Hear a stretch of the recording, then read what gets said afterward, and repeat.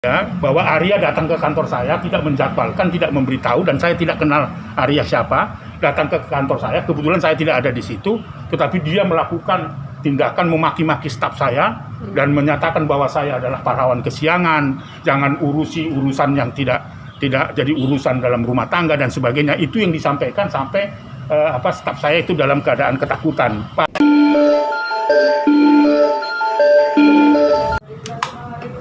Iya, jadi hari ini saya diminta oleh permintaan Karen dan lawyernya untuk memberikan keterangan terhadap apa yang saya lakukan tanggal 3 sampai sebelum kematian dari putri dari Karen itu.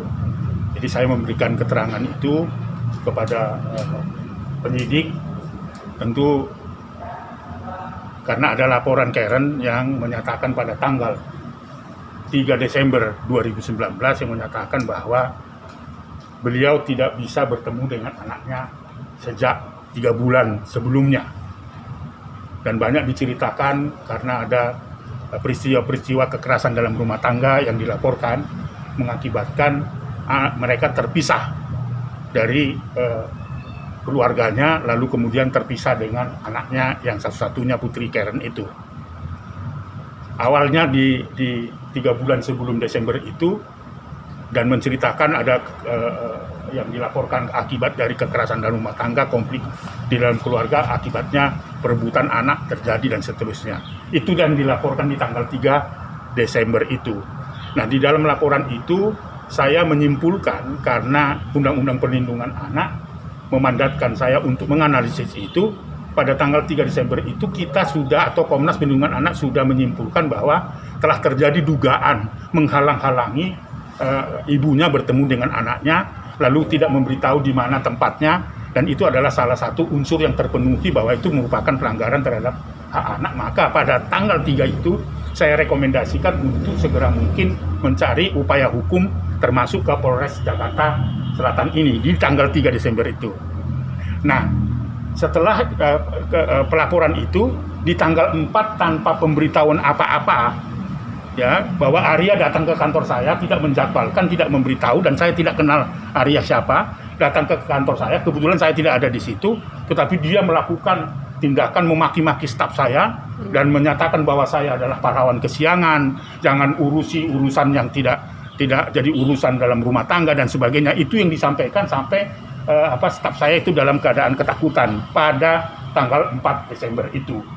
Lalu kemudian saya minta kepada staf saya, kalau Pak Arya masih ada di kantor, saya kebetulan waktu itu tidak ada di kantor, minta ditunggu saja. Tapi ketika saya datang ke kantor, beliau sudah meninggalkan kantor. Akhirnya tanggal 5 itu saya bikin surat untuk membuat surat panggilan resmi agar beliau datang tanggal 10 untuk mengklarifikasi terhadap pelaporan Ibu Karen. Nah, tetapi alamat tidak jelas. Diantar ke rumah yang diduga bahwa dia tinggal bersama orang tuanya, yang Pak Richard itu diberikan ke sana, tapi surat itu tidak diterima. Berapa kali tidak diterima, katanya anaknya bukan di sini, dan bahkan disinyalir waktu itu petugas staf kita mengatakan bahwa Pak Richard itu mengatakan bahwa ini bukan rumahnya siapa-siapa. Akhirnya kita titiplah di RT. Tetapi setelah dititip di RT, kita kemudian cari nomor kontak WA-nya, lalu undangan yang untuk tanggal 10 kita sampaikan kepada lewat WA itu kepada Pak Arya. Tapi apa yang terjadi? Dan selalu mengatakan tidak punya kewenangan untuk memanggil Arya. Akhirnya dia tidak datang sampai sebelum kematian dari putri dari kedua pasangan suami istri ini. Nah, di situ sebenarnya yang ingin saya sampaikan bahwa dia adalah pada tanggal 3 Desember pelaporan itu, saya sudah menyimpulkan telah terjadi menghalang-halangi Ibu Karen bertemu dengan anak. Itu adalah melanggar hukum karena belum ada satu pemisahan yang menentukan pengadilan bahwa salah satu pihak tidak boleh. Itu tidak ada putusan itu sudah pelanggaran. Lalu kedua, ketika dia temperamen dan sebagainya, memaki-maki di kantor orang yang tidak kantornya dan sebagainya, dan apa kewenangannya kita tidak tahu, dan itu juga menyimpulkan bahwa dia tidak layak sebenarnya untuk mengasuh anak, karena salah satu persyaratan itu selain dia melakukan kekerasan pada anak, temperamen, ya, lalu kemudian drug abuse dan sebagainya, itu syarat-syarat yang tidak boleh diberikan kewenangan untuk mengasuh anak. Jadi kami sudah menyimpul atau Komnas sudah menyimpulkan itu sebelum meninggal dunia. Nah, peristiwa meninggal dunia ini saya baru tahu setelah tidak mau si Arya untuk diajak untuk berdiskusi untuk menyelesaikan masalah mereka, itu di tanggal 8 Februari ya, di pukul 14.30 saya mendapatkan informasi dari temannya Ibu Karen yang selalu membantu beliau dalam perkara ini, menyatakan kepada saya, melaporkan bahwa putri dari Ibu Karen meninggal dunia, begitu. Lalu kemudian saya klarifikasi tentunya dengan Ibu Karen pada hari Sabtu tanggal 8 Februari jam 3:30, apa betul kabar ini bahwa putrimu meninggal dunia? Gara-gara dia bilang betul, ya, meninggal dunia hari Jumat jam 10 malam.